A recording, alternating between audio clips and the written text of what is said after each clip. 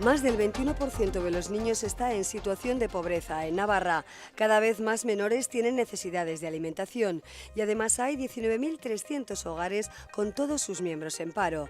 En toda España son 1.800.000. La solidaridad, la ayuda, el compartir lo nuestro con los que menos tienen son valores que vuelven a surgir.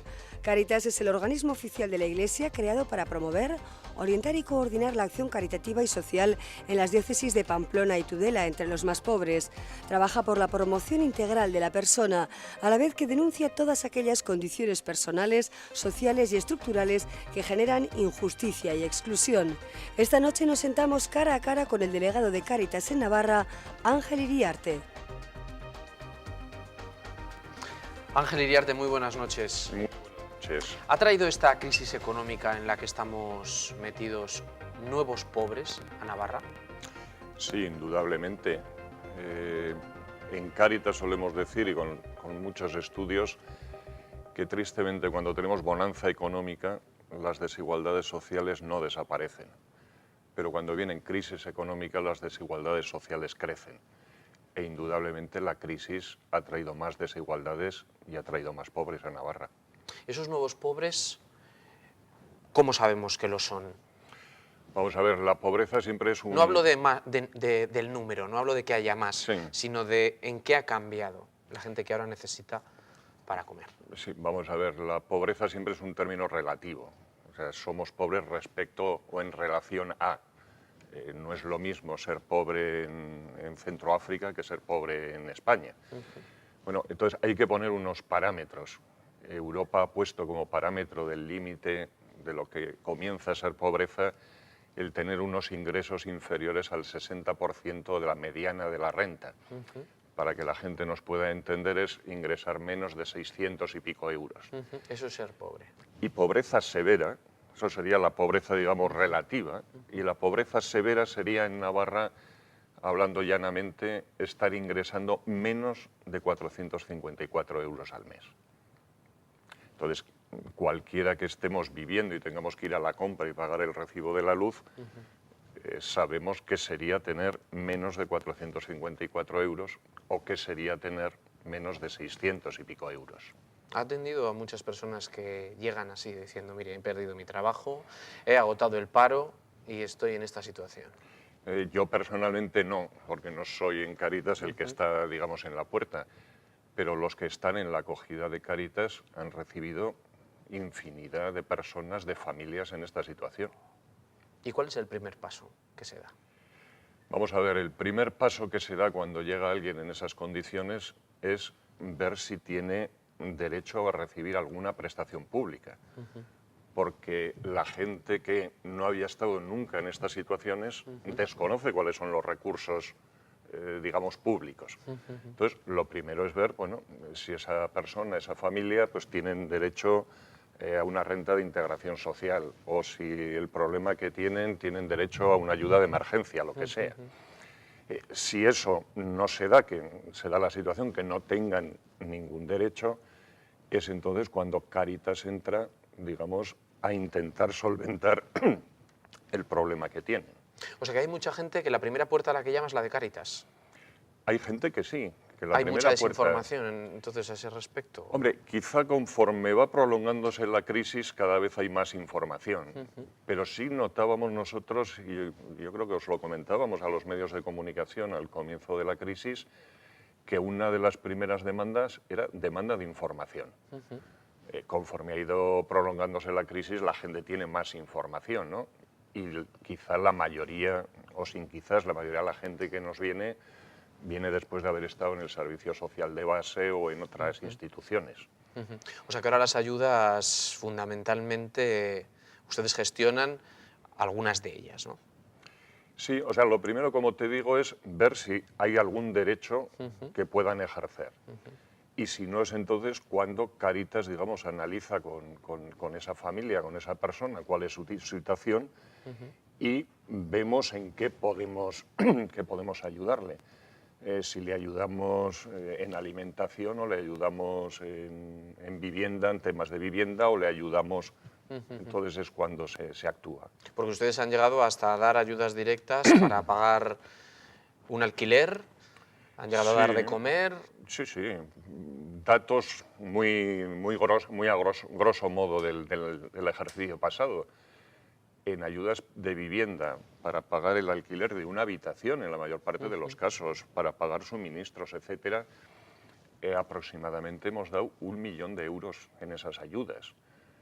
En ayudas para alimentación, pues habrán pasado de medio millón de euros. Ya, ¿ha llegado al punto de que venga otra persona y se haya acabado ya ese fondo y decir, pues ya no podemos ayudar a esta persona? Bien, hasta este momento no se ha dado ese caso. Ahora, otra cosa es que a cada uno que nos pide le resolvamos todo el problema.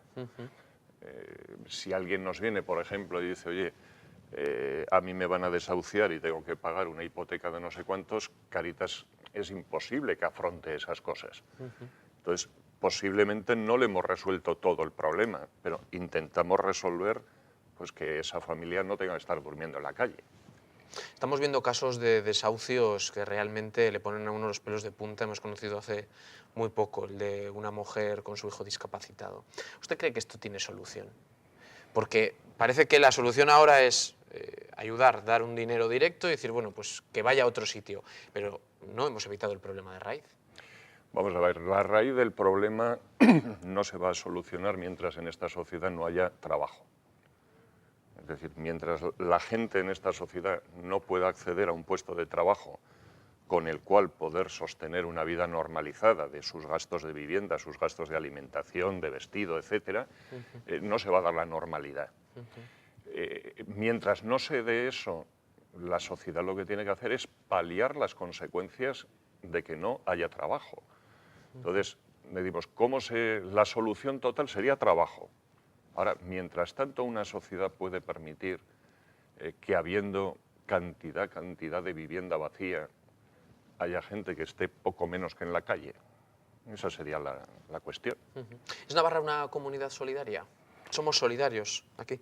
Yo creo que Navarra es una comunidad solidaria y lo que podemos hablar nosotros es lo que vive Cáritas. Cáritas es una institución que aquí en Navarra siempre se ha mantenido y ha hecho todo lo que ha hecho con las donaciones de la gente. Cáritas nunca ha vivido de la subvención pública, siempre es lo que le ha dado la gente. Y en estos años que llevamos de crisis, la solidaridad a través de Cáritas ha aumentado. La gente ha aumentado sus donaciones, la gente se ha ofrecido cada vez más para ser voluntario. Nosotros estamos convencidos de que la sociedad civil tiene una fortaleza y unas energías que cuando hace falta enseguida surgen. O sea que esa sería, por verle también un poco la parte La más cara positiva, la cara ¿no?, positiva de a la crisis. Han aumentado el número de voluntarios. ¿En cuánto? Tampoco nos interesamos de las cifras, pero ¿dónde ha visto más voluntarios? ¿Ahora ya los tienen que buscar, ya no los tienen que buscar? No, o sea, los voluntarios vienen a nosotros y muchas veces ya más que problema de decir no encuentro un voluntario para esto, es que hay temporadas que han venido un aluvión de voluntarios y es que no tenemos huecos para que todos trabajen.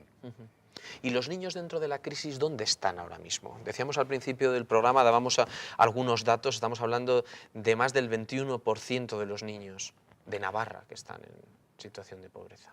Sí, yo ese dato no te puedo confirmarlo ni desmentirlo.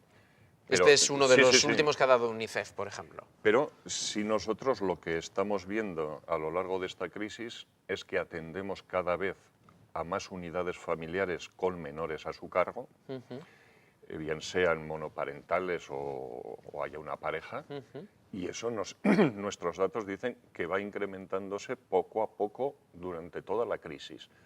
Hoy Cáritas está atendiendo, y si Cáritas atiende es que porque las ayudas públicas no son suficientes o no llegan.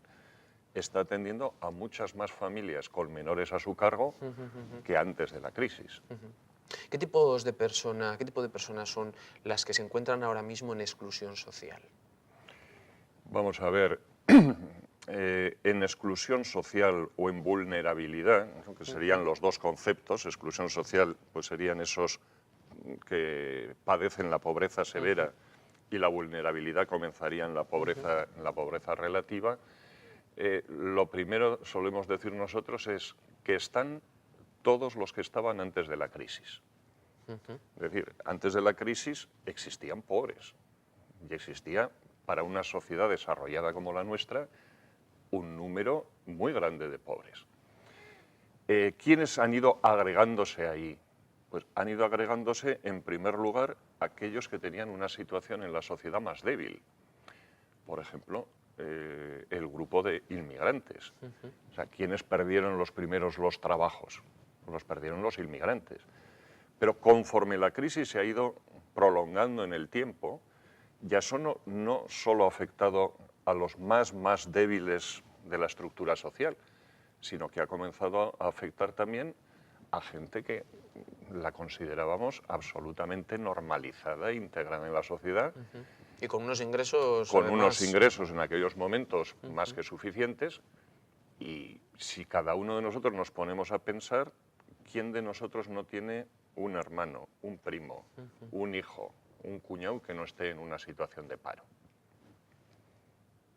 Con lo cual volvemos otra vez al origen, ¿no? A la generación de empleo. Esto no va a tener otra solución. Usted lo tiene claro. Sí, vamos, nosotros lo tenemos eso absolutamente claro. Sin empleo no hay manera de sacar esta sociedad adelante.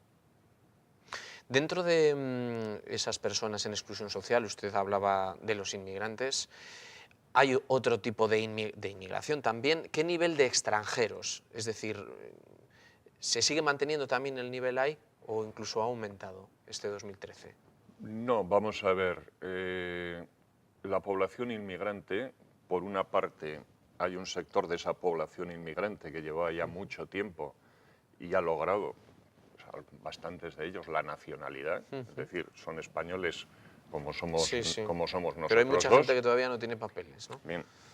Hay otro sector de la inmigración que sí ha tenido la posibilidad de retornar a su país. Lo ha hecho. No sabríamos cuantificarlo, pero constatamos que ha habido pues, un sector de inmigración que se ha ido. Hay otro sector de inmigración que, digamos, se mantiene, todavía tiene papeles, etcétera, bien con trabajo, bien con ayuda, se mantiene. Y habría el sector más desfavorecido de la inmigración, que son aquellos que no han tenido nunca papeles o aquellos que, por perder el trabajo, cuando han tenido que renovar su documentación, no se la han renovado, ¿no? Los sobrevenidos, que decimos. Ese sería el sector de la inmigración, digamos, más excluido y que más está sufriendo. ¿Cómo ha visto usted la evolución de lo que antes era la renta básica, ahora es la renta de inclusión social? ¿Cómo ha visto usted la evolución de este tipo de ayudas, que es prácticamente la última que queda en ese largo trayecto de la pobreza? Nosotros diríamos, en primer lugar, choca bastante que cuando, digamos, había trabajo, la situación de nuestra sociedad pues era sin grandes problemas. La ley de renta básica entonces prácticamente cubría a todo el mundo. Cuando viene el momento duro, el momento de la crisis, donde desaparece el empleo y cada vez hay más gente desprotegida, se han hecho unas legislaciones que han restringido la percepción de la renta básica. Lo cual dices, bueno, vamos a ver, esto en un momento de crisis no habría que restringir, habría que potenciar. Bueno, pues se ha restringido. Hubo un momento, pues es hace, me parece que va a hacer 2 años, yo soy muy malo para los tiempos, me parece hace 2 años que hubo la reforma de la, pasó de renta básica a RIS. Entonces Cáritas se opuso frontalmente a aquella reforma porque creíamos que dejaba muchísima gente fuera, lo hemos visto, y a partir de ahí se han hecho unas pequeñas reformas de aquella ley que, bueno, han paliado un poco la radicalidad de la ley aquella, pero no acaban de solucionar los problemas. En aquel momento también se dijo que se habían detectado fraudes, que había familias que habían pasado datos que no se correspondían a la situación. ¿Eso ustedes también lo han detectado a lo largo de este tiempo? Vamos a ver, Cáritas siempre, Cáritas, cuando se le ha preguntado si hay fraude, siempre hemos dicho que sí. Pero a mí que me digan en qué ámbito de esta sociedad no hay fraude. Porque claro, si hay alguno que engaña la renta básica y se toma una determinación que castiga no sé cuántos, bueno, trasladémoslo eso a otros ámbitos. En este ámbito ha habido unos corruptos cortemos y suprimamos eso en la sociedad. ¿Me explico? Sí, sí. Es decir, picaresca. Yo últimamente he recomendado a más de uno que se lea pues, El Lazarillo de Tormes, el buscón llamado Don Pablos, porque creo que eso está en los genes, ¿no? Pero lo que no se puede hacer es castigar a justos por pecadores. ¿Ya limaron asperezas con el gobierno de Navarra? ¿Cuál es la relación ahora mismo? Bueno, últimamente podemos decir que no hay mucha relación. Y bien, tenemos ahí un tema que nos ha distanciado, que es el tema del sello socialmente comprometido, que tenemos pues unas posturas muy distintas. Y bueno, yo creo que en esta vida y en una sociedad democrática como la nuestra es muy lícito tener posturas distintas, pero que en lo que compete a la gente o a la gente más necesitada, pues tenemos que tragarnos cada uno nuestras diferencias y trabajar por los más necesitados.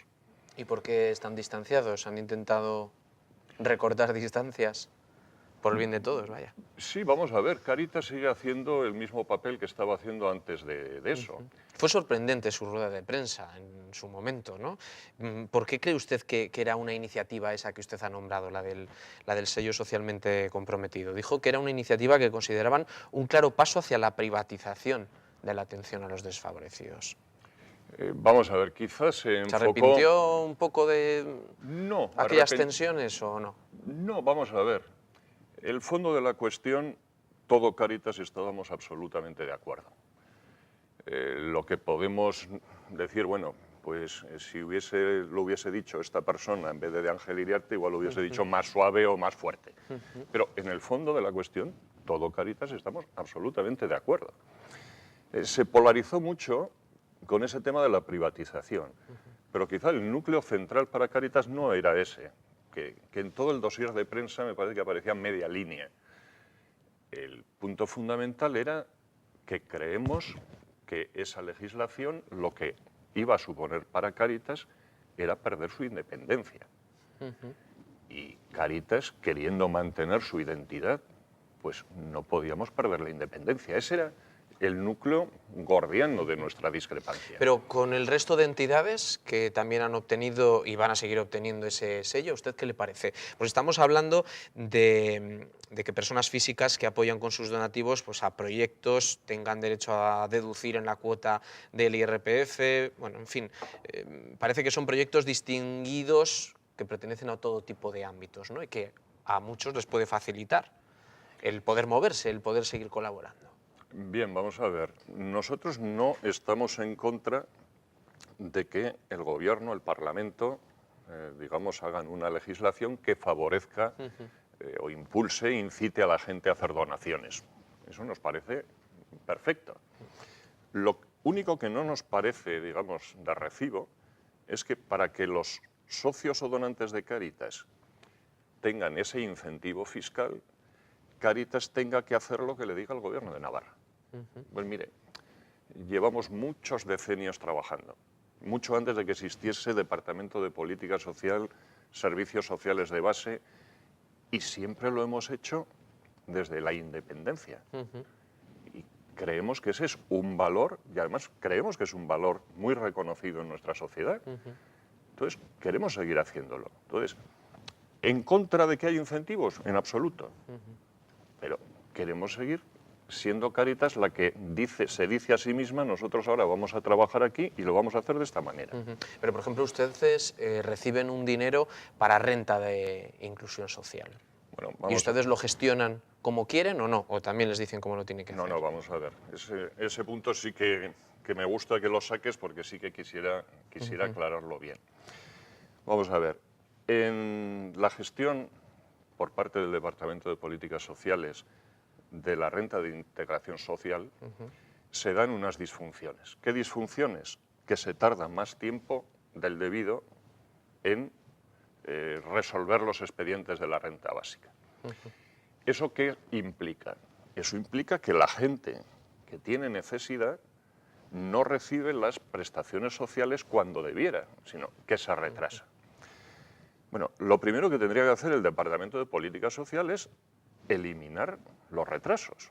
Es decir, si es una ayuda digamos, para el más necesitado, esa ayuda tiene que llegar en cuanto existe la necesidad. Entonces, primero, todo eso de la renta básica parte de una disfunción, que a la gente no se le da la renta básica cuando la necesita, sino mucho después. Segundo, eso provoca que Cáritas, ante esa situación, antes de haber convenio con el gobierno y después habiendo convenio, dice, esta gente necesita que se le eche una mano. Y Cáritas, antes del convenio y con el convenio, ha ido adelantando a esa gente el dinero, porque es que lo necesita hoy, no dentro de cinco meses. Pues ustedes han llegado a pagar sin tener el dinero del gobierno, Siempre o es hemos pagado. del remanente que hayan podido O sea, tener de sí, otras ayudas. Siempre hemos pagado sin tener el dinero del gobierno. Porque el gobierno dice que no, que eso no es verdad. Bueno, pues yo, en ese tema que nos duele mucho, o sea, a Cáritas, esas afirmaciones que se han hecho de que tenemos un fondo foral, a Cáritas eso le duele muchísimo. Yo reto al señor consejero que pida a la Cámara de Comptos y la Cámara de Comptos nos diga dónde está ese fondo foral. Pero fíjese, hace 2 años o 2 años y medio llegó a ser tal la barbaridad que Cáritas tuvo adelantado, esperando que el gobierno le pagase, casi 1 millón de euros. ¿Y ahora? En aquel momento dijimos, hasta aquí llegó la riada, ponemos un tope de 300.000 euros. No vamos a adelantar más de 300.000. Pero adelantar, no es que el gobierno nos dé 300.000 euros y nosotros lo vamos distribuyendo, no, no. Nosotros adelantamos y luego el gobierno nos ingresa lo que hemos adelantado. Eso hace 2 años, ¿y ahora cómo están las cosas? Pues ahora tenemos ese tope de 300.000 euros. 2 veces a la semana el gobierno nos manda una lista de nombres y de cuentas y de cantidades, Cáritas ingresa, y al X tiempo Y se va el distribuyendo. gobierno reintegra ese dinero. Y en cuanto a que Cáritas cobra, que también le han dado muchas vueltas, Cáritas empezó a hacer esto sin cobrar una peseta. En un momento dado, sin pedirlo Cáritas, la gente que en aquel momento estaba en el departamento dijeron, esto no puede ser. Aquí hay subvenciones para todos y resulta que Cáritas, que está haciendo este esfuerzo, no le damos nada. Y a Cáritas se le da 40.000 euros, que no los ha pedido Cáritas nunca. Ni Cáritas pone la condición de esos 40.000 euros para adelantar las rentas, sino que fue graciosa concesión del gobierno. Hombre, si a mí me dicen, toma 40.000, no le voy a decir que no me los dé. Pero ni Cáritas lo ha pedido, ni es el meollo de la cuestión. Y yo diría, mire, para todos los adelantos que tenemos, si tan caro es lo de Cáritas, pues ¿por qué no lo hace una entidad financiera? Cáritas, como bien ha dicho usted antes, está muy integrado en la sociedad, llevan trabajando muchísimos años, y uno de los momentos del año en el que más se habla de Cáritas es en San Fermín, es en la tómbola de Cáritas, en la que yo creo que hemos pasado todos por allí en algún momento. ¿Cómo están las cosas? Porque este año hemos tenido menos ventas, ha habido hasta un 6% menos. ¿Han hecho un análisis? ¿Es la crisis? ¿Es la situación?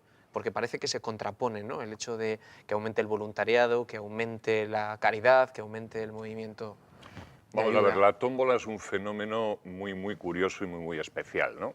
Es algo que está, como dices, terriblemente arraigado en Pamplona, lo hemos conocido todos desde que éramos pequeñicos. Y la tómbola, más o menos, a lo largo del tiempo, o sea, no se puede solo fijarnos qué ha pasado de un año a otro, ¿no? Pero a lo largo del tiempo, digamos, los ingresos que tiene la tómbola se vienen manteniendo. Si subes el boleto, se venden unos pocos menos boletos, pero los ingresos son iguales.